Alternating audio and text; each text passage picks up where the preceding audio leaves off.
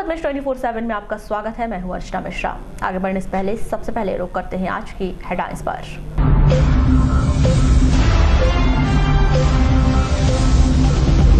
पिता ने कर दी अपने 5 वर्षीय पुत्र की हत्या, लामता के खुरसौड़ा की घटना। लोकसभा चुनाव में कांग्रेस प्रत्याशी मधु भगत की शिकायत पर सांसद ढाल सिंह बिसेन को नोटिस।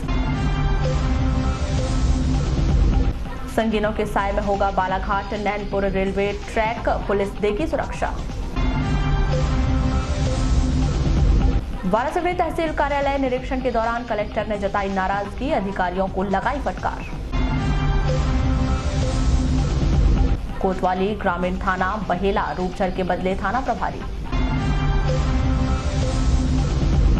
27 जुलाई से महाविद्यालय में स्नातक कक्षाओं की पूरक परीक्षा शुरू।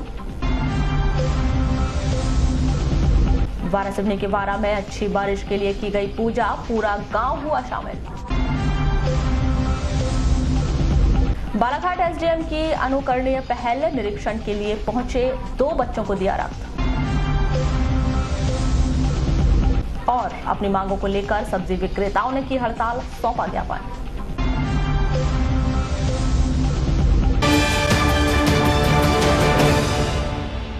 और अब खबरें विस्तार से। जिले के नक्सल प्रभावित क्षेत्र में रेलवे ट्रैक की सुरक्षा पुलिस और जीआरपी मिलकर करेगी। इसके लिए बकायदा वरिष्ठ स्तर पर योजनाएं बनकर तैयार हो रही है। पुलिस अधीक्षक अभिषेक तिवारी भी बताते हैं कि निश्चित ही रेलवे राष्ट्रीय संपत्ति है, उसकी सुरक्षा करना जिला पुलिस बल का कर्तव्य है। ब्रॉडगेज निर्माण से लेकर संचालन के दौरान पुलिस बकायदा उसे सुरक्षा प्रदान करेगी। बालाघाट नैनपुर रेलवे ट्रैक नक्सल प्रभावित क्षेत्रों से होकर गुजरता है, जिसे देखते हुए रेलवे लाइन पर विशेष सतर्कता बरतने के आदेश दिए गए हैं। ऐसा करने के पीछे मध्य प्रदेश के नक्सल प्रभावित क्षेत्रों में रेलवे ट्रैक को नक्सलियों से सुरक्षित करने के लिए किया जा रहा है। मध्य प्रदेश पुलिस का लगातार ये अपना ऑब्जेक्टिव रहता है कि जो भी डेवलपमेंटल वर्क्स हैं उनको किसी भी प्रकार से अवैधानिक गतिविधि या गैरकानून गतिविधियों के कारण उनमें रुकावट ना पड़े।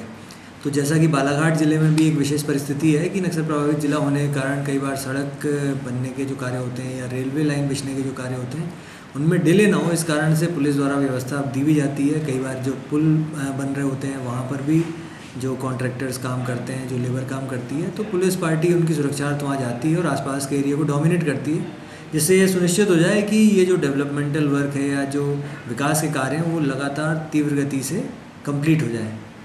हालांकि अब तक जिले के नक्सल प्रभावित क्षेत्रों में कभी भी नक्सलियों के द्वारा रेलवे ट्रैक को नुकसान नहीं पहुंचाया गया है, लेकिन बीते दिनों में बालाघाट मंडला डिंडोरी में नक्सली गतिविधियों के अचानक बढ़ने के बाद पुलिस प्रशासन के द्वारा यह कदम उठाया जा रहा है, जिससे वर्तमान समय में ब्रॉडगेज निर्माण कार्य सहित भविष्य में यात्रियों को पूरी तरह सुरक्षा प्रदान की जा सके।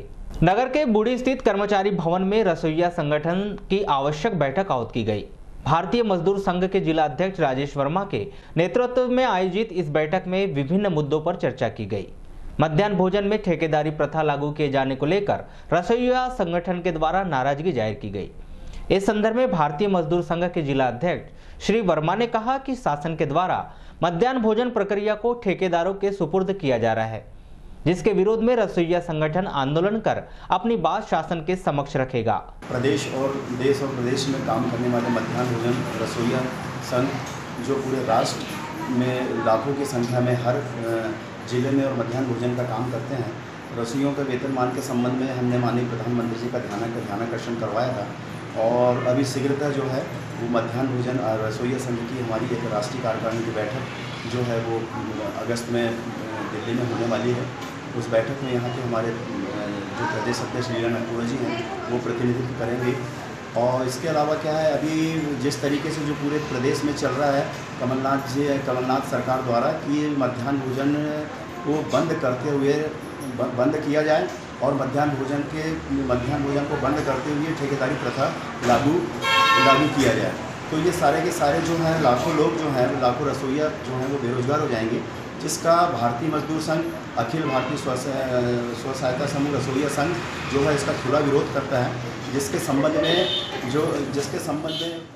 वहीं संगठन के महामंत्री ने कहा कि शासन के द्वारा रसोइया का मानदेय 2000 से 3000 करने की बात कही गई थी, लेकिन उस वादे को अभी तक पूरा नहीं किया गया, जिसके विरोध में शीघ्र ही बड़ा आंदोलन होगा। रसोइया की जो मानदेय के ऊपर में और मध्याह्न भोजन, इन महिलाओं को अभी वर्तमान में मानदेय जो है सिर्फ 2000 रुपये मिल रहा है, जबकि मध्य प्रदेश सरकार शिवराज सिंह चौहान के समय में उनने घोषणा किया था कम से कम 5000 रुपये दिया जाएगा, वो अभी तक मिल नहीं पाया है। और कमलनाथ सरकार जो कांग्रेस की है, इनके माध्यम से इनके बायोलॉजी में चुनाव के समय में जब इन्होंने घोषणा किया था, उनके घोषणा पत्र में लिखा हुआ था और उन्होंने वादा भी किया था कि जैसे ही हमारी सरकार बैठेगी हम मध्याह्न भोजन की संचालित रसोइयों को 3000 रुपये पर मंथ देंगे। वो अभी लागू नहीं किए, जिसकी वजह से अभी पूरे रसोइया संघ, सहायता समूह संघ जो है आक्रोश बना हुआ है और उसी तारतम्य में जो है हम लोग ने बैठक करवाई है अभी। और आगे यदि हमारी मांगे अगर पूरी नहीं होती है मध्य प्रदेश सरकार के माध्यम से, तो आने वाले समय में जो है हम श्रावण मास के पावन अवसर पर नगर के पिपलेश्वर मंदिर में विविध धार्मिक कार्यक्रम का आयोजन किया जा रहा है, जहां रोजाना शिव भक्तों के द्वारा पार्थिव शिवलिंग का निर्माण कर विधि विधान से रुद्राभिषेक किया जा रहा है। इस मंदिर में होने वाले धार्मिक कार्यक्रमों के संबंध में श्रद्धालु अंजू कशार के द्वारा आवश्यक जानकारी दी गई। मृत्युंजय प्राण प्रतिष्ठा विगत 5 वर्षों से चली आ रही, 4 वर्ष विसर्जन होता रहा है महामृत्युंजय जी का। 5वां वर्ष से जिनकी स्थापना हुई है, संगमरमर की मूर्ति स्थापना हुई है और ये हमेशा के लिए हुई है। दिन में भी शिवलिंग बनते 2 से 3 के बीच में, उनका अभिषेक रुद्राभिषेक होता है 7 बजे 8 बजे के करीब से रुद्री अभिषेक, और महामृत्युंजय पाठ महामृत्युंजय जाप चल रहा है। अच्छा भैया, जैसे अभी महाशिवरात्रि है, काफ़ी मान्यता है पिपलेश्वर मंदिर की, किस प्रकार की धारणा है? यहाँ पे शिवलिंग बनाने से हाथों की रेखाएं बदल जाती है, और किसी को काम नहीं मिलता। अपने शहर में इतने मंदिर होने के बाद में ऐसे काम नहीं होते जिसमें कोई गरीब जाकर के अभिषेक में बैठ सके या हिस्सा ले सके। अपने यहाँ पे इसलिए रखते हैं ये प्रोग्राम की शिव जी की जो आराधना है, रास्ता दिखाना हमको सच्चाई का, गलत रास्ते में नहीं। और जिस प्रकार से शिव जी की पूजा होती, ये 5वां वर्ष से 2 कमरों का घर और बमुश्किल बिजली का उपयोग करने वाले उपकरण, उसके बाद भी 27,000 रुपए का बिजली बिल देखकर उपभोक्ताओं के होश उड़ गए हैं। जागपुर पंचायत के ऐसे ही एक उपभोक्ता ने हमें अपनी परेशानी कुछ इस तरह से बताई। इस महीने बिल 27,605 रुपये। इतना ज़्यादा बिल क्यों आया आपके? पता नहीं इतना ज़्यादा बिल क्यों आया। हम लोग तो हर महीने बिल पटाते हैं। जब मैंने जेई से बात किया वाराणसी में जाके, तो वो बोले रीडिंग बिल है साल भर का, ऐसे ही आएगा, वो तो आपको देना ही पड़ेगा। क्या ये हर महीने रीडिंग ले जाते हैं? क्या साल भर का रीडिंग है क्या? नहीं, ये लोग रीडिंग लेने आते नहीं हैं, अपनी मर्जी से डाल देते हैं रीडिंग और कुछ भी बिल भेजते हैं। तो रीडिंग आपने चेक किया था क्या इसमें? हाँ, रीडिंग तो चेक किया था मैं। तो कितना रीडिंग बता रहा है इसमें? रीडिंग तो उतनी बता रहा है, बाकी इन लोगों ने हर महीने आके रीडिंग ले जाए तो इस टाइप का बिल नहीं आएगा कभी। अच्छा ये बताइए, रीडिंग के हिसाब से कितना बिल आना था आपके यहाँ? रीडिंग के हिसाब से तो हर महीने जैसे आता है 400-500 रुपये, उतना ही आना चाहिए। क्या क्या यूज करते हैं आप लोग? मेरे घर में मतलब 6-7 LED बल्ब जलते हैं और 3-4 पंखे चलते हैं और एक टीवी। और फ्रिज वगैरह? फ्रिज नहीं है। ग्राम विकास के लिए शासन चाहे जितनी भी योजना बना ले, लेकिन मैदानी स्तर पर उसकी हकीकत सामने आ ही जाती है। ताजा उदाहरण जिला मुख्यालय से लगी हुई जागपुर पंचायत में दिखाई देता है, जहां पर टूटी हुई पंचायत को बनाने के लिए सरपंच ने 4 साल से आवेदन करने में लगा दिया, लेकिन उसकी सुनवाई अभी तक नहीं हुई।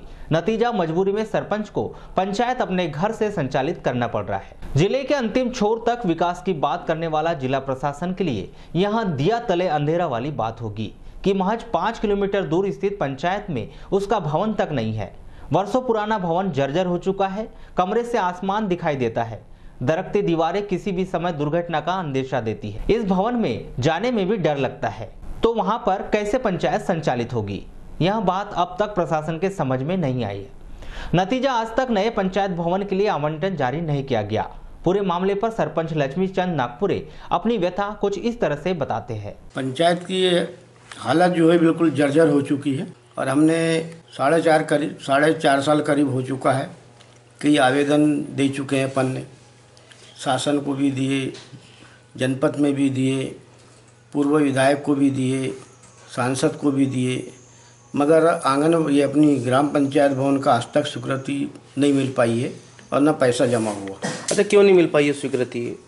अब वो तो शासन जाने अब क्यों नहीं दे रही है पैसा, तो वो शासन के ऊपर है, सरकार के ऊपर में। जो कई बार हमने अपना लेटर पैड पंचायत से जारी किया और जो पंचायत से एसओपी जो जाती है हर साल निर्माण कार्य की, उसमें भी हमने नाम दिया, मगर आज तक कोई कार्रवाई नहीं हुई उस पर। अभी जैसे ग्राम पंचायत भवन की हालत जर्जर होने के कारण, क्योंकि रिकॉर्ड को सुरक्षित रखने के कारण हमको पंचायत यहाँ लगाना पड़ता है, और जैसे पंचायत में ग्राम सभा होती है तो अपना सामुदायिक भवन में पंचायत लगती है, और फिलहाल में तो अभी यहीं लगा के बैठना पड़ता है, क्योंकि सामुदायिक भवन में भी शीत वीत के कारण वहाँ भी नहीं बैठ पाते और ओपन कमरा है वहाँ पे, इसलिए जो सामान्य के जो रिकॉर्ड है पंचायत के, उसको सुरक्षित रखने के लिए हमको यहाँ लगाना पड़ता है। अच्छा, क्यों नहीं सुन रहा है आपकी? लोकसभा चुनाव 2019 में चुनाव आचार संहिता का पालन नहीं करने के विषय पर डॉक्टर ढाल सिंह बिसेन को जबलपुर हाईकोर्ट ने नोटिस तलब किया है।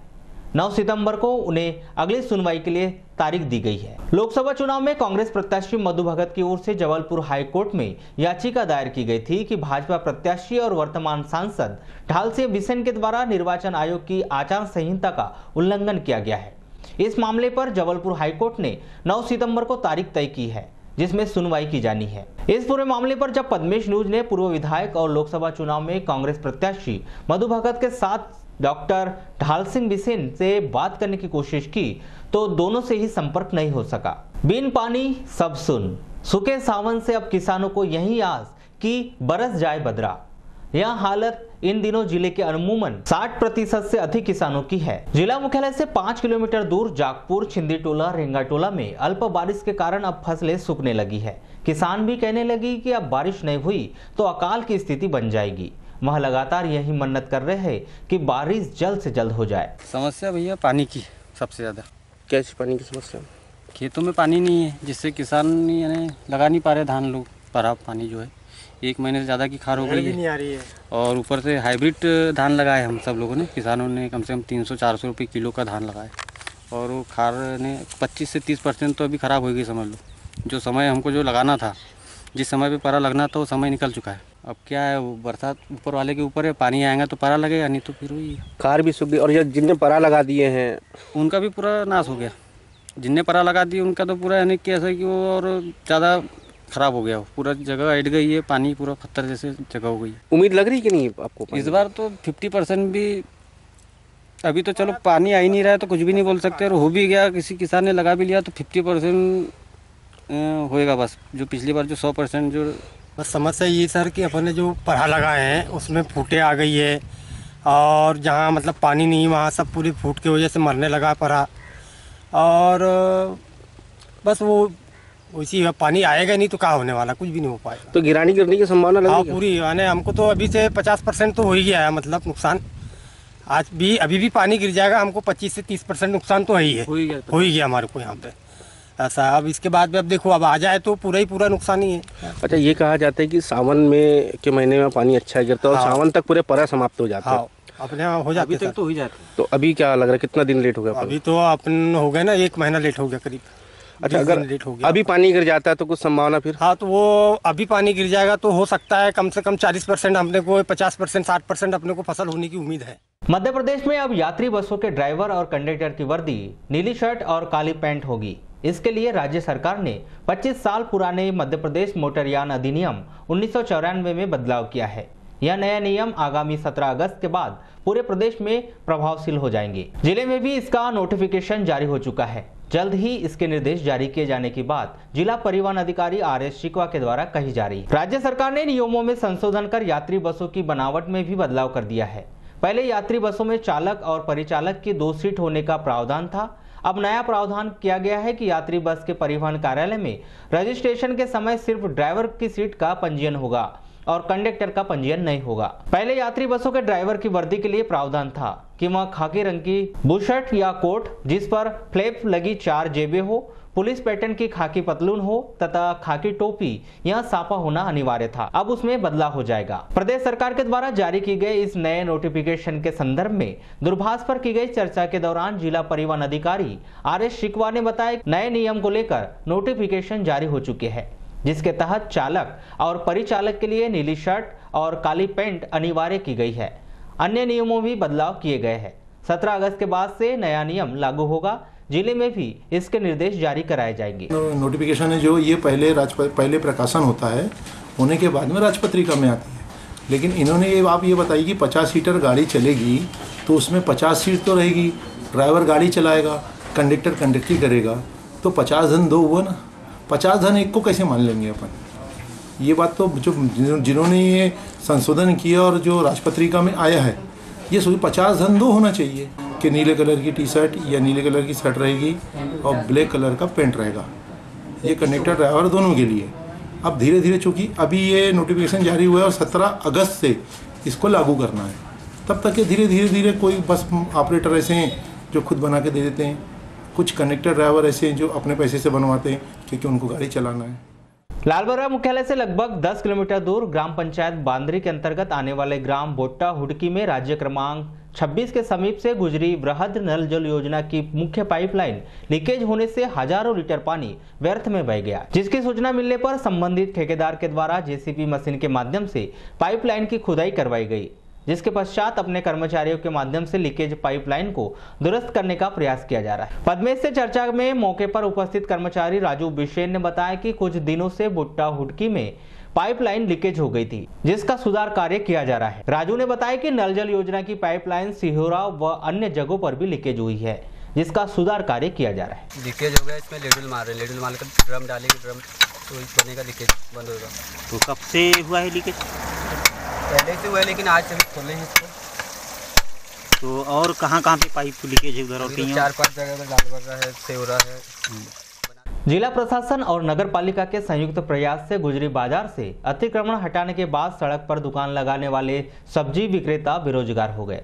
अतः सब्जी विक्रेताओं ने अपनी मांग को लेकर बुधवार को बंद का आह्वान किया है और तहसीलदार राम बापू देवांगन को ज्ञापन सौंपकर अपनी पूरी परेशानी बताई। सब्जी विक्रेताओं ने बताया कि वह वर्षों से सड़क पर दुकान लगाकर सब्जी बेच रहे थे और अपना जीवन यापन चला रहे थे। गुजरी बाजार के भीतर उनके लिए भी दुकान लगाने की व्यवस्था हो सकती है अगर प्रशासन सुचारू रूप से सभी विक्रेताओं को जगह आवंटित कर देता है तो, लेकिन इस विषय पर उनकी मांग सुनी नहीं जा रही है, इसलिए उन्हें यह कदम उठाना पड़ा। सब्जी विक्रेता तृप्ति साठे बताती है कि सब्जी विक्रेता संघ के अध्यक्ष मनमानी कर रहे हैं। प्रशासन से हमारी यही मांग है कि सबकी सुनवाई की जाए। वहीं दूसरे सब्जी व्यापारी सुरेश कुमार बताते हैं उन्हें अंदर तो दुकान मिली है लेकिन ऐसे जगह मिली है कि एक तरफ से रोड चालू है तो दूसरी तरफ से बंद, इसलिए प्रशासन को इस ओर भी ध्यान दिया जाना चाहिए।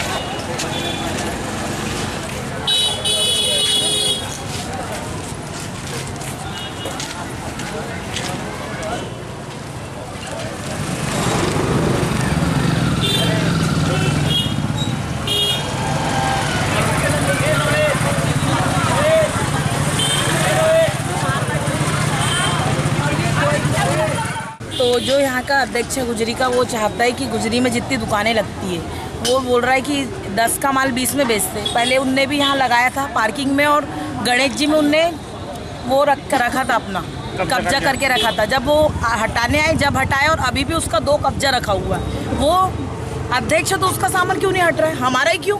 और वो अभी तक के उन लोग दुकान लगा ही रहे थे। अब जो नहीं भी लगा रहा था वो भी लगा रहा, और हर किसी को यही बोल रहा है कि तुम जाओगे किसी के ध्यान में दोगे तो तुमको अंदर हो जाओगे, तुमको कुछ कर नहीं सकते। ये बोल रहा है, हर समय ये डरा रहा है। लेकिन हमारी भी बाहर दुकान है, हमको दुकान नहीं मिली, और वो ये बोल रहा है सबकी दुकान है। सबकी दुकान भी ये लाइन से बिठा, और ये बोल रहा है कि मेरे पास तुम नहीं आया अध्यक्ष, तो तू सबको लेके चलना। साहब मेरे को दुकानें अंदर में दी गई है, ये बात सत्य है, पर ऐसी जगह दुकान दी गई है जहाँ एक तरफ से रोड चालू है, दूसरी तरफ से बंद, और दोनों साइड में जो वेंटिलेटर बनाए गए थे जहाँ से एयर आते हैं, हवा आती, वो आज की स्थिति में बंद हो चुके हैं। वहाँ जो सामने का हिस्सा पड़ता है इस साइड का और पीछे का हिस्सा, वहाँ पर 2 ही दुकानों में हवा का प्रेशर जा रहा है, बाकी बीच की जो जहाँ दुकान मेरी लगती है वहाँ पर हवा का प्रेशर कम है, जिसके कारण थोक व्यापारी नानू शाह सेवईवार बताते हैं कि गुजरी में सब्जी विक्रेताओं की समस्या गंभीर है। अतिक्रमण के चलते उन्हें बाहर से अंदर बिठाया गया है। भीतर कॉम्प्लेक्स आधा निर्माण हुआ है। प्रशासन से यही गुजारिश है कि व्यवस्थित तरीके से बैठक व्यवस्था की जानी चाहिए। चिल्लर व्यापारी जो है, ये विक्रेता जो है, इनको समस्या गंभीर है। इनको अतिक्रमण के चलते में बाहर से अंदर बैठाला गया था, और चूँकि यहाँ पे जो कॉम्प्लेक्स ये देख रहे हैं आप, आधा बना है और आधा क्या बोलते नहीं बना है। तो आधे में पीछे में जो है वो वहाँ पे सब अतिक्रमण हो चुका है, और जिसमें बना हुआ है उसमें जितने लोग हैं उतने लोग आप नहीं पाते। तो हमारी समस्या यही है कि उसे जो पीछे का अतिक्रमण है उसको हटा के इनको व्यवस्थित अच्छे से बैठाला जाए। तो उसी इसमें हमने क्या बोलते हैं, हमारी कोई सुन नहीं रहा है, इसीलिए हमने एक दिन का हड़ताल की है। तो अभी तहसीलदार साहब आए थे, उनने कहा कि सबको जगह मिल चुकी है, आप वहाँ जाके बैठो, तो आपकी क्या बोलते हैं व्यवस्था कर दी गई है। बाकी वहाँ व्यवस्था तो कर दी गई है, बाकी जिस तरफ ये बैठते हैं तो उस तरफ से कोई आदमी इधर का नहीं दिखता, और छोटी छोटी जगह है। तो हमारा कहना है कि भाई वो जो वहाँ का अतिक्रमण है उसको हटा दिया जाए, ताकि क्या बोलते हैं लोग, आम जनता जो लोग हैं यहाँ पे जो खरीदने जो आते हैं वो कम से कम अंदर आ सके और इनका क्या बोलते हैं माल अच्छे से बिक सके। तहसीलदार राम बापू देवांगन बताते हैं कि सब्जी विक्रेता हड़ताल पर है, इस विषय पर उन्हें जानकारी नहीं है। अभी तो केवल गुजरी बाजार का औपचारिक निरीक्षण करने गए थे और वहां सुविधाओं की जानकारी ली जा रही है। सभी सब्जी विक्रेताओं को गुजरी बाजार में जगह दी गई है। जिन्हें जगह नहीं हो रही है उनकी व्यवस्था जल्द ही की जाएगी। देखिए, ऐसा है कि अभी हड़ताल पर है या धरना प्रदर्शन करने इसके बारे में हम लोग पास अभी कोई ऑफिशियल मैसेज नहीं है। आज हम सामान्य तौर पर सीएमओ साहब के साथ बाजार के निरीक्षण करने गए थे, और जो व्यवस्थाओं में कमी है उसका विजिट किया हम लोगों ने, और जहाँ जहाँ व्यवस्थाओं की कमी है उसको सुधारने का प्रयास कर रहे हैं। जहाँ तक धरने का प्रश्न है, तो सभी सब्जी विक्रेताओं को कमोबश गुजरी बाजार के अंदर जगह दी गई है। हो सकता है थोड़ी बहुत जगह कम हो, तो अभी हम व्यवस्था कर रहे हैं, और अब सभी सब्जी विक्रेताओं से अपील करते हैं कि अभी उनके जो जगह दी गई है वहाँ पर बैठें, और नगर पालिका प्रशासन और प्रशासन मिलकर उनके लिए अच्छी व्यवस्था करने का प्रयास कर रहे हैं। कलेक्टर दीपक आर्य इस विषय पर यही बताते हैं कि सड़क पर कोई दुकान न लगाए, यह व्यवस्था की जा रही है। जल्द ही सब्जी विक्रेताओं को व्यवस्थित स्थान पर दुकान की व्यवस्था की जाएगी। शहर को सुधारना है, शहर को सुधारना तो कुछ लोगों का छोड़ना पड़ेगा। हम शहर किसी को हर जगह बैठना अलाउ नहीं कर सकते। प्रयास हम लोग कर रहे हैं कि जिनको जहाँ हटाते हैं उनको विस्थापित करने का प्रयास हम हमेशा करते हैं, लेकिन सदैव संभव नहीं है, क्योंकि संख्या अनगिनत होती जा रही है। जो लोग एक जगह दुकान बैठे हुए हैं, कई बार सुनने में जा रहा है वही लोग बाहर भी दुकान लगाना चाह रहे हैं। ये संभव नहीं। आप शहर की व्यवस्थाएं अगर आपको सुधारनी है थोड़ा कष्ट उठाएंगे, लेकिन प्रयास हमारा हमेशा ये रहेगा कि जिसको भी हम लोग हटाएंगे उसको विस्थापित जरूर करें। लालबरा मुख्यालय से लगभग 10 किलोमीटर दूर ग्राम पंचायतों की सरहद पर बसे ग्राम केवाटोला से मौसमी पहुंच मार्ग काफी लंबे समय से खस्ताहाल हो चुका है, जिसका ग्राम पंचायत धारावासी सरपंच अनिल उइके के प्रयासों से पक्की सीमेंट सड़क का निर्माण कार्य प्रारंभ कर दिया गया है, जिससे ग्रामीणों में हर्ष व्याप्त है। आपको बता दें कि ग्राम पंचायत धारावासी के अंतर्गत आने वाले ग्राम केवाटोला से मौसमी पहुंच मार्ग काफी लंबे समय से पूरी तरह से खस्ताहाल हो चुका था, जिसके कारण ग्रामीण व स्कूली बच्चे जर्जर व गड्ढेनुमा सड़क से आवागमन करने के लिए मजबूर थे। ग्रामीणों के द्वारा लंबे समय से सड़क बनाए जाने की मांग की जा रही थी, लेकिन क्षेत्रीय जनप्रतिनिधियों एवं विभागीय अधिकारियों के द्वारा कोई ध्यान नहीं दिया जा रहा था, जिसका खामियाजा ग्रामीणों को भुगतना पड़ रहा था। ग्रामीणों की इस समस्या को पद्मेश न्यूज ने प्रमुखता के साथ कवरेज कर प्रसारित किया, जिसका असर यह हुआ कि ग्राम सरपंच अनिल उइके के द्वारा इस समस्या को गंभीरता से लेकर 14वें वित्त से सीसी सड़क का निर्माण कार्य प्रारंभ कर दिया गया है। ये यहाँ सीमेंट रोड का काम चालू है, जो बहुत दिन से खराब हो चुका था। हम लोग गाँव में सरपंच से मांग की, तो उन्होंने काम ला के दी। कितने सालों से बनी हुई थी ये समस्या? ये तो मतलब 5-10 साल से बनी हुई थी, कोई काम नहीं हुआ था यहाँ पे। यहाँ पर सीसी रोड, यहाँ पर बहुत परेशानी थी आने जाने में, और 3-4 गाँव के लोग आना जाना करता था। और हम इस रोड के लिए बहुत पहले से 1 साल 2 साल से मांग रखते हैं। अब सरपंच महोदय के सहयोग से एवं जनता के सहयोग से यह काम चालू हो चुका है। कब से प्रारंभ? लगभग 1 सप्ताह हो चुका है चालू है काम। कब तक पूर्ण हो जाएगा? और लगभग 1 सप्ताह तक पूर्ण हो जाएगा ये काम। स्थानीय मजदूरों को रोजगार उपलब्ध हो रहा है, वहीं सड़क बनने से अब आवाजाही में होने वाली परेशानियों से निजात मिल जाएगी। वार्ड नंबर 14 केवाटोला रोड के बारे में बहुत ज़्यादा चर्चा होती थी। कारण ये था कि बरसात के दिनों में इस रोड से लगभग आने जाने वाले की जो समस्या थी वो विकराल रूप धारण कर चुकी थी बरसात के समय में। इसी समस्या को देखते हुए हमने सोचा कि क्यों ना इसको 14 विशेष कार्य को कराया जाए, क्योंकि ये समस्या बहुत दिनों से, बहुत पूर्व से बनी है। पूर्व सांसद कंकर मुंजारे ने आज निज निवास पर प्रेस वार्ता का आयोजन किया।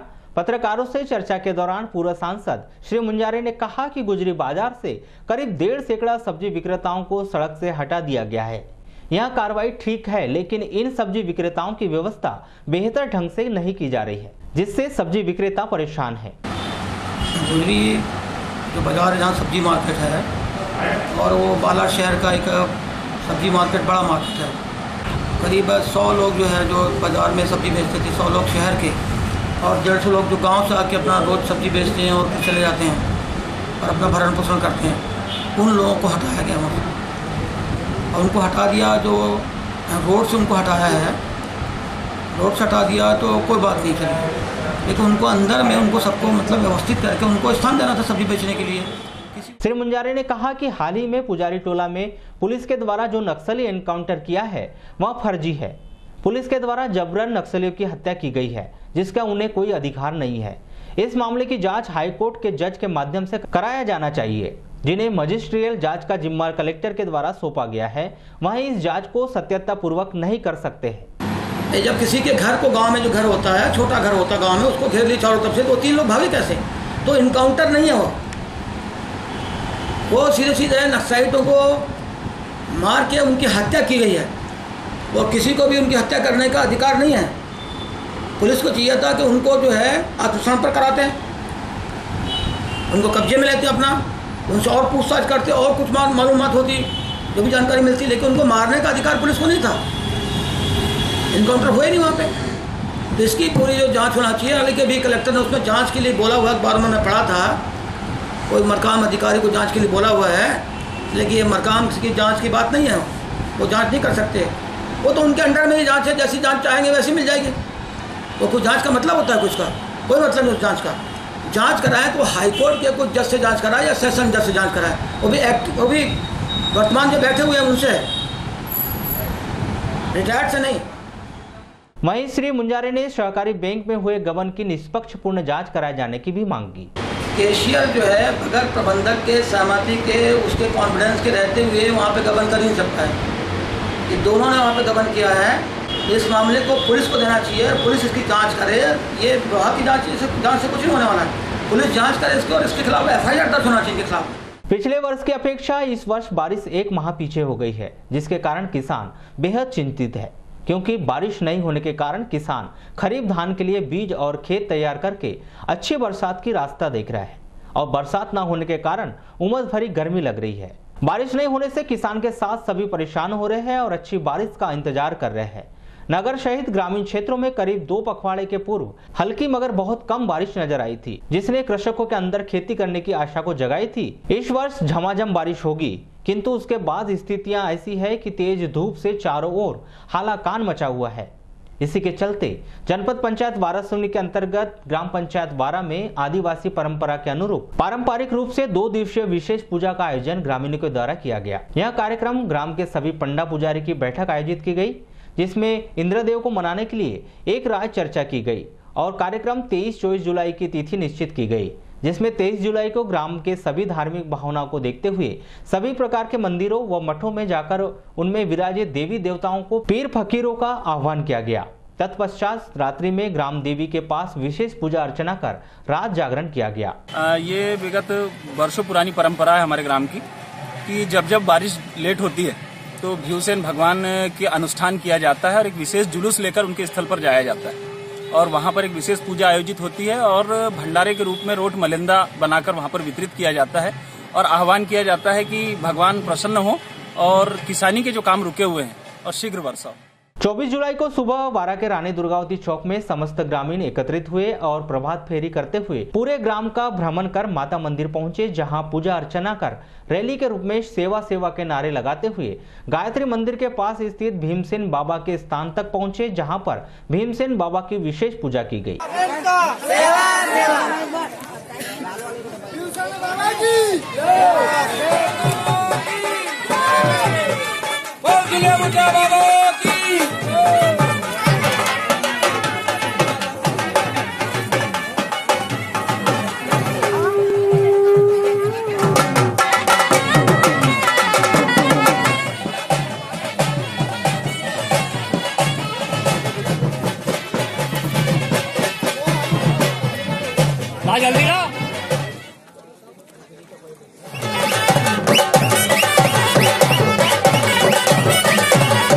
कारगर सिद्ध होने का तो अनूठा उदाहरण बाहर जगह का लेने की आवश्यकता नहीं है। इसके पूर्व 2 वर्ष पूर्व हमारे गांव में फिर से यही स्थिति आई थी।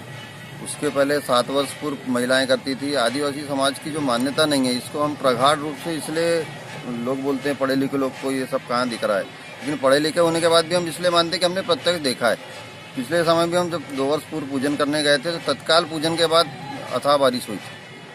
अच्छा, आज के दिन पूरे ग्रामीणों ने ऐसा कुछ संकल्प है कि काम बंद कर दिया? पूरा गांव में खेती किसानी का ही नहीं, अन्य चाहे मकान का काम हो, घर का काम हो, चाहे गांव के प्रतिष्ठान हो, व्यापारी लोग हो, सभी लोगों ने अपने प्रतिष्ठान बंद रखे हैं।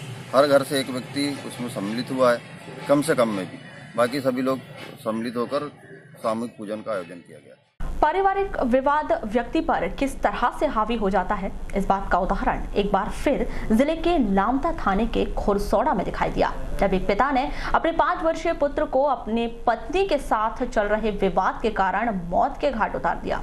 पुलिस ने आरोपी पिता गणेश उइके 36 वर्ष को गिरफ्तार कर लिया है। प्राप्त जानकारी के अनुसार गणेश का अपनी पत्नी के साथ आए दिन विवाद होते रहता था। 24 जुलाई को सुबह भी दोनों पति पत्नी के बीच विवाद हुआ था, तो पत्नी अपनी छोटी बेटी को लेकर रिश्तेदार के घर चली गई। घर पर गणेश अपने बेटे निशांत के साथ था। इसी दौरान दिन में 2 बजे शराब के नशे में गणेश ने अपने बेटे को नागर की फौर से सिर पर वार कर दिया, जिससे वह अधमरा हो गया। अपने अधमरे बेटे निशांत को गणेश ने कुएं में फेंक दिया, जिससे उसकी मौत हो गई। पड़ोसियों की सूचना पर थाना प्रभारी आदित्य सेन अपने स्टाफ के साथ पहुंचे और आरोपी गणेश को गिरफ्तार कर आगे की जांच शुरू कर दी। शहर के कालीपुतली स्थित उद्यान में पक्के निर्माण कार्य कराए जाने पर नगरपालिका के पार्षदों ने आपत्ति दर्ज की है। उन्होंने एक स्वर में कहा कि उद्यान के भीतर पक्के निर्माण कार्य न करवाए जाएं, पार्क को पार्क ही रहने दिया जाए। वरिष्ठ पार्षद सुरेश कोचर बताते हैं कि शहर के भीतर जहां भी अतिक्रमण हटाया गया, उन्हें जगह बाहर दी गई है। कालीपुतली स्थित अतिक्रमणकारियों को बाहर के भीतर जगह दी जा रही है, जो न्याय संगत नहीं है। ये नेहरू बाल उद्यान के नाम से है और इसको ग्रीन बेल्ट के अंतर्गत आता है। यहाँ पक्के निर्माण कार्य नहीं करना चाहिए। शहर के बीचों बीच में यहाँ पे सब बेचारे बच्चे वगैरह सब आके खेलते हैं और पहले पार्क का विकास करना चाहिए और तुम्हारे पक्का निर्माण कार्य बंद करना चाहिए, क्योंकि मोती तालाब के बाहर जितने भी ठेले रखे थे उनको हटाया जा रहा है। कहीं निर्माण किसी पार्क में पूरे हिंदुस्तान में कहीं अंदर नहीं होता। जो कुछ करना बाहर किया जाए, पार्क के अंदर कुछ ना किया जाए, ये निवेदन है हमारा। कलेक्टर साहब से भी हमको रांडाले साहब ने बताया कि कलेक्टर साहब करा रहे हैं, उनसे निवेदन है कि पार्क के अंदर किसी प्रकार का पक्का निर्माण कार्य न कराए। पार्षद सिद्धार्थ बताते हैं कि यह स्थान नेहरू उद्यान के नाम से स्वीकृत है। इस स्थान पर पक्का निर्माण कार्य बिना वर्क ऑर्डर के करवाया जा रहा था। ये जो स्थान है जहाँ पर ये पक्का निर्माण कार्य किया जा रहा है, ये नेहरू बाल उद्यान के नाम से आवंटित जगह है, जो दान में दी गई थी ताकि यहाँ पर बच्चों के लिए उद्यान विकसित किया जा सके। लेकिन यहाँ पर पक्का निर्माण कार्य कराया जा रहा है, जो बिना टेंडर के कराया जा रहा था, बिना वर्क ऑर्डर के कराया जा रहा था। ठेकेदार से वर्क ऑर्डर की कॉपी मांगने पर उसने कहा कि उसके पास वर्क ऑर्डर नहीं है। तो हमने कहा कि बिना टेंडर बिना वर्क ऑर्डर का आप ये काम कर रहे हैं, तो इसको तत्काल प्रभाव से आप बंद करें। तो हमने इसको तत्काल बंद करा दिया है। और जब हमने जानकारी ली तो पता चला कि कलेक्टर महोदय के द्वारा ये निर्माण कार्य कराया जा रहा है। तो मेरा ये विषय है कि बिना परिषद की अनुमति के या बिना पार्षदों को विश्वास में लिए इस प्रकार का कार्य कैसे किया जा सकता है, बिना टेंडर के और बिना वर्क ऑर्डर के। ये तो शासकीय नियमों का खुला उल्लंघन है। और दूसरा विषय, कलेक्टर दीपक आर्य बताते हैं कि जो लोग कालीपुतली के आसपास दुकान लगाते थे, उन्हें यहाँ दुकान दी जाएगी और लागत उनसे वसूल की जाएगी। बाकी बचे हुए स्थान को उद्यान का स्वरूप दिया जाएगा। ये एक चौपाटी का निर्माण यहाँ पर किया जा रहा है और साथ में एक पार्क का, ये चूँकि एक पहले नेहरू पार्क के नाम से इसको जाना जाता रहा है, इसको अभी भी नेहरू पार्क के नाम से ही जाना जाएगा। और नेहरू पार्क में हम लोग उसको पुनः विकसित कर रहे हैं, क्योंकि अतिक्रमण में ये पीछे चला गया था। जो लोग यहाँ पे दुकानें लगा रहे थे, उन सभी को प्रमुखता पर दुकानें उन्हीं को दी जाएंगी। स्थान उनको आवंटित किए जाएंगे एक बेस रेट पर, जो भी एक बेस रेट तय की जाएगी। लागत जो भी आएगी, लागत के बाद एक बेस रेट तय की जाएगी। और जो लोग सूचीबद्ध किए गए हैं, जिनके नाम यहाँ पर हैं, जो लोग यहाँ पर दुकान पहले से लगाते आए हैं, उनको प्राथमिकता पर उनको पहले ऑफर दिया जाएगा, वो लोग आगे करेंगे। उसके बाद जो दुकानें बची हैं वो लॉटरी के हिसाब से आवंटित की जाएंगी। सर, कुछ पार्षदों ने आज आपत्ति दर्ज कराई इस मामले में, यहाँ पे अवैध रूप से निर्माण करवाया जा रहा है। ये काम करने में जब शुरुआत करते हैं तो फिर परेशानियाँ आना शुरू हो जाती हैं। इतने दिनों से जब ये उपेक्षित पड़ा था, तब किसी ने ध्यान नहीं दिया। और जब काम कर रहा है तो लोगों को समस्या हो रही है। आपको समझिए कि अच्छा काम हो रहा है और जो भी काम होगा वो नियमानुसार, नीति के अनुसार ही होगा। किसी के साथ भी भेदभाव नहीं किया जाए। वारासिवनी में ही नहीं, क्षेत्र में भी आवारा पशुओं की सड़क पर मचाई जा रही धमा चौकड़ी से लोगों की जान का जोखिम बढ़ता जा रहा था, जिससे पूरे क्षेत्र में आवारा पशुओं का साम्राज्य सड़क पर दिखाई देने लगा था और देखरेख के अभाव में आवारा पशु खेती कार्य में जाकर समय से पहले ही मृत्यु के मुंह में समा रहे थे। पद्मेश की टीम ने प्रमुखता से उठाते हुए बुधवार को सड़कें बनी आवारा पशुओं का आशियाना नाम के शीर्षक से समाचार प्रकाशित किया था, जिसके बाद नगरपालिका का प्रशासन हरकत में आया। खबर प्रकाशन के बाद नगरपालिका के निर्देश पर नगरपालिका सहायक राजस्व निरीक्षक DR दमाहे हाका गैंग के साथ मिलकर बुधवार को दोपहर 3 बजे से नगर में आवारा पशुओं के बने आशियाने को तलाशने में लगे रहे और जहां भी आवारा पशुओं का झुंड अकेला गौवंश देखने पर उस गौवंश को हाँकते हुए नगरपालिका के कांजी हाउस में लाकर बंद कर दिया गया। ये क्यों चलाया जा रहा है? क्या जानवर रोड पर बैठा रहता है, दुर्घटना होते रहती है और संभाल बन के 10 रुपये वक्त पे जाते हैं। ये हाका गैंग कहाँ की है?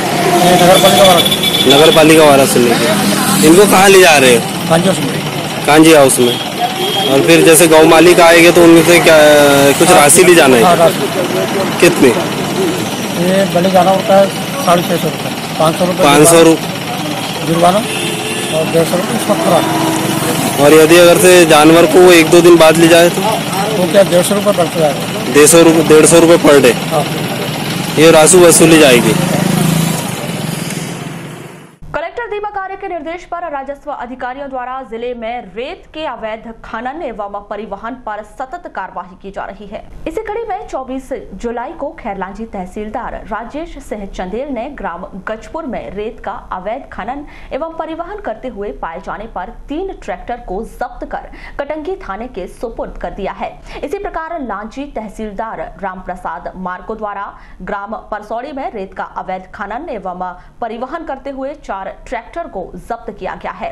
रेत के अवैध खनन और परिवहन में लिप्त पाए गए इन वाहनों के मालिकों के खिलाफ खनिज अधिनियम के अंतर्गत प्रकरण दर्ज कर कार्यवाही के लिए कलेक्टर न्यायालय में प्रस्तुत किया जा रहा है।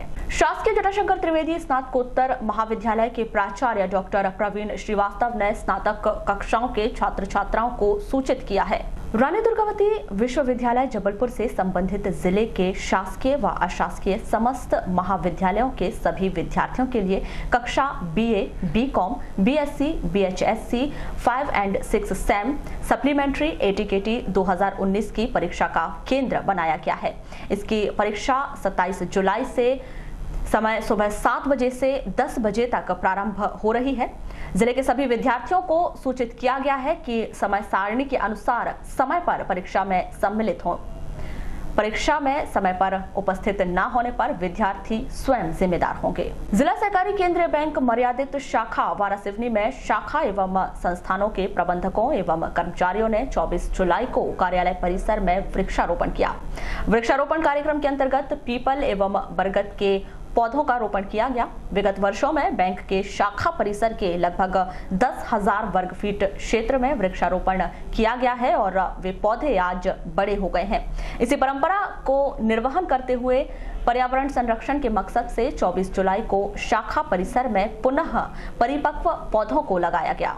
कलेक्टर दीपक आर्य ने 24 जुलाई को रूटीन निरीक्षण के दौरान वारासिवनी स्थित तहसील कार्यालय वारासिवनी का निरीक्षण किया, जिनमें कलेक्टर ने तहसील और अनुविभागीय कार्यालय में होने वाले कार्यों का निरीक्षण किया। शासन द्वारा चलाई जा रही योजना के क्रियान्वयन के संबंध में अनुविभागीय अधिकारी संदीप सिंह तहसीलदार कैलाश कन्नौजे से विस्तार पूर्वक जानकारी ली, जिसके बाद तहसील कार्यालय का निरीक्षण किया और आवश्यक दिशा निर्देश देते हुए कार्यों में लापरवाही बरतने वाले अधिकारियों को फटकार लगाई और राजस्व संबंधित सभी प्रकार के दस्तावेजों को तैयार कर अपने कार्य के प्रति सजग रहने और पेंडिंग कार्यों का जल्द निपटारा कर हितग्राही को लाभान्वित करने की बात कहते हुए दिशा निर्देश दिए।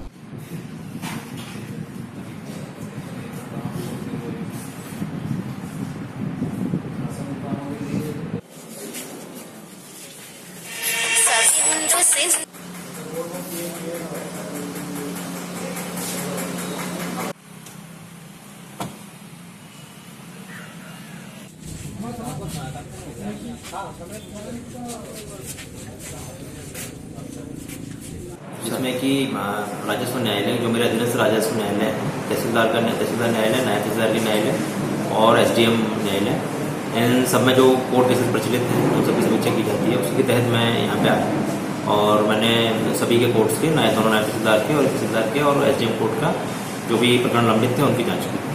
सर, अभी चर्चा है कि बहुत बड़े स्तर पर वारासुनी मतलब राजस्व विभाग से स्थानांतरण हुए हैं, बावजूद इससे क्या कार्य प्रभावित क्यों होगा सर?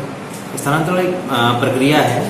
अगर कोई व्यक्ति बहुत लंबे समय तक कहीं रहता है तो आप समझते हैं कई सारी समस्या आ जाती है, काम में कॉम्प्लेक्शन हो जाता है, तो इसलिए आवश्यक है ट्रांसफ़र किया जाए। और विधिवत जो ट्रांसफ़र थे वो किए गए, जो लंबे समय से जमे हुए थे उनके ट्रांसफ़र किए गए हैं, या जिन्हें कोई शिकायत थी उनके ट्रांसफ़र। जिले के वनांचल क्षेत्र दक्षिण बैहर के दूरस्थ ग्राम कंदई में शासन की योजनाओं का लाभ नहीं मिल रहा है। जिला प्रशासन से गुहार लगाने आधा दर्जन से अधिक बैगा जनजाति के लोग बुधवार को कलेक्टर कार्यालय पहुंचे। पद्मेश से चर्चा के दौरान फागू सिंह, भंवर सिंह, बरहन सिंह, रामवती बाई, जंगल सिंह, रनप सिंह, छत्तर सिंह सहित अन्य लोगों ने बताया कि उन्हें शासन की किसी भी योजना का लाभ नहीं मिल रहा है। बीते 15 वर्षों से जिला मुख्यालय के वे चक्कर लगा रहे हैं, लेकिन हर बार यही करके वापस लौटा दिया जाता है। इसलिए तो इसके यहाँ से आए थे पट्टे की मांग को लेकर। अच्छा, अभी तक कितनी योजनाओं का लाभ मिला है आप लोगों को? नहीं मिला है जी। प्रधानमंत्री आवास या मुख्यमंत्री आवास, कोई शौचालय? नहीं, कुछ नहीं मिला आज तक। अधिकारी लोग क्या बोलते हैं? तो मिलते नहीं ऐसे कह रहे हैं। अच्छा, तो ऑनलाइन चढ़ा नहीं रहे हैं क्या रिकॉर्ड? अभी जिस जगह पे तुम रह रहे हो वो कौन सी ज़मीन है? तुम्हारी खुद की है या वन विभाग की है? वन विभाग की है। तो कितने सालों से चक्कर काट रहे हो? 15 साल हो गए। 15 साल से चक्कर काट रहे हो। ग्रामीण थाना अंतर्गत ग्राम ओरमा पंचायत में एक महिला देवेश्वरी पति धर्मेंद्र हरनखेड़े 38 वर्ष की जहरीली वस्तु के सेवन से मौत हो गई। प्राप्त जानकारी के अनुसार 23 जुलाई की सुबह देवेश्वरी अपने पति के साथ खेत में काम करने गई थी। शाम को अचानक घर आने पर उसकी तबीयत बिगड़ गई, जिसे 108 एम्बुलेंस से जिला अस्पताल में भर्ती कराया गया, जहां उसकी इलाज के दौरान मौत हो गई। 24 जुलाई को पोस्टमार्टम कर शव परिजनों को सौंप दिया गया। जिला अस्पताल पुलिस चौकी प्रभारी कोमेंद्र गौतम के अनुसार देवेश्वरी की मौत के मामले में यही प्रथम दृष्टया जानकारी मिल रही है कि शायद उसने किसी जहरीली वस्तु का सेवन कर लिया हो, जिससे उसकी मौत हो गई हो। स्वास्थ्य एवं महिला बाल विकास विभाग द्वारा जिले में चलाए जा रहे दस्तक अभियान के अंतर्गत घर घर जाकर चिन्हित किए गए कुपोषित बच्चों का जिला चिकित्सालय बालाघाट एवं सामुदायिक स्वास्थ्य केंद्रों के पोषण पुनर्वास केंद्रों में भर्ती कर उपचार किया जा रहा है। इस अभियान के अंतर्गत चिन्हित किए गए एनीमिया से ग्रसित बच्चों को जिला चिकित्सालय में रक्त चढ़ाया जा रहा है। बालाघाट के SDM केसी बोपचे ने 24 जुलाई को जिला चिकित्सालय बालाघाट के पोषण पुनर्वास केंद्र NRC का निरीक्षण किया। इस केंद्र में उपचार के लिए वर्तमान में 39 कुपोषित बच्चे भर्ती हैं। इस केंद्र में भर्ती कुपोषित बच्चों को पौष्टिक आहार एवं दवाएं देकर उन्हें कुपोषण के स्तर से सामान्य स्तर में लाया जाएगा। इस दौरान उन्होंने केंद्र में भर्ती बच्चों के परिजनों से उन्हें दी जा रही सुविधाओं के बारे में जानकारी भी ली। SDM बोपचे ने 24 जुलाई को जिला चिकित्सालय के ब्लड बैंक में रक्तदान भी किया। बोपचे ने 23 जुलाई को लामता के प्राथमिक स्वास्थ्य केंद्र का निरीक्षण किया था, तो पाया कि वहां पर एनीमिया से ग्रसित 2 बच्चे भर्ती हैं, लेकिन उनके लिए O पॉजिटिव ग्रुप का खून नहीं मिल रहा था, जिसके कारण उन्हें रक्त नहीं चढ़ाया जा सका था। SDM बोपचे ने लामता के इन दोनों बच्चों के लिए आज 24 जुलाई को रक्तदान किया है। जिले की सीमा से लगे सिवनी जिले की ग्राम घनई नदी के पास मोटरसाइकिल की ठोकर से एक वृद्ध गंभीर रूप से घायल हो गया, जिसे जिला अस्पताल में भर्ती कराया गया था, जहां उसकी मौत हो गई। जानकारी के मुताबिक मृतक मानिकराम मारवाड़ी उम्र 65 वर्ष घनीटोला थाना उगली जिला सिवनी का निवासी है। जानकारी के अनुसार 24 मई की सुबह 10 बजे मानिक राम उगली रोड नदी किनारे भैंस चरा रहे थे। इसी दौरान अज्ञात वाहन चालक ने ठोकर मारकर उन्हें फरार हो गए। इलाज के दौरान वृद्ध की मौत हो गई। पुलिस अधीक्षक बालाघाट अभिषेक तिवारी ने प्रशासनिक दृष्टि को देखते हुए 4 थाना प्रभारियों के तबादले कर दिए हैं। बीते दिनों मध्य प्रदेश शासन द्वारा बड़े स्तर पर एसआई और निरीक्षकों के तबादले किए थे। इसी कड़ी में जिले के आधा दर्जन थाना प्रभारियों के तबादले हो गए थे। इसी प्रशासनिक व्यवस्था को बनाए रखने के लिए पुलिस अधीक्षक अभिषेक तिवारी ने विजय परस्ते थाना बहेला से थाना कोतवाली, श्रीनाथ झरबड़े रक्षित निरीक्षक केंद्र बालाघाट से थाना ग्रामीण, सुनील शेजवार रक्षित आरक्षक केंद्र बालाघाट से बहेला, इसी प्रकार अरुण कुमार सोलंकी को भी रक्षित निरीक्षक केंद्र बालाघाट से थाना रूपझर थाना प्रभारी बनाया गया है।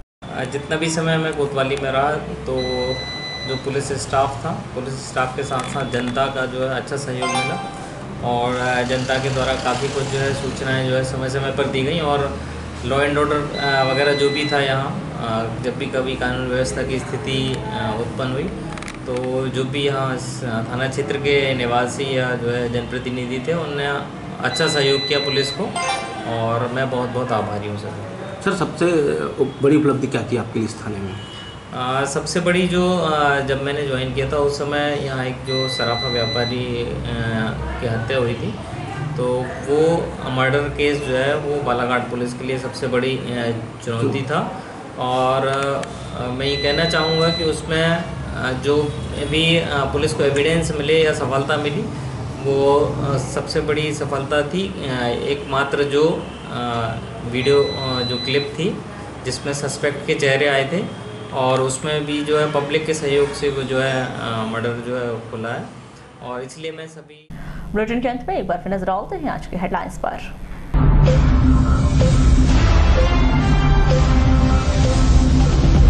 पिता ने कर दी अपने 5 वर्षीय पुत्र की हत्या, लामता के खुरसौड़ा की घटना। लोकसभा चुनाव में कांग्रेस प्रत्याशी मधु भगत की शिकायत पर सांसद ढाल सिंह बिसेन को नोटिस। संगीनों के साए में होगा Balaghat Nainpur railway track, police देगी सुरक्षा। वारासिवनी तहसील कार्यालय निरीक्षण के दौरान कलेक्टर ने जताई नाराजगी, अधिकारियों को लगाई फटकार। कोतवाली ग्रामीण थाना बहेला रूपझर के बदले थाना प्रभारी। 27 जुलाई से महाविद्यालय में स्नातक कक्षाओं की पूरक परीक्षा शुरू। वारासिवनी के वारा में अच्छी बारिश के लिए की गई पूजा, पूरा गांव हुआ शामिल। बालाघाट एसडीएम की अनुकरणीय पहल, निरीक्षण के लिए पहुंचे 2 बच्चों को दिया रक्त। और अपनी मांगों को लेकर सब्जी विक्रेताओं ने की हड़ताल, सौंपा ज्ञापन।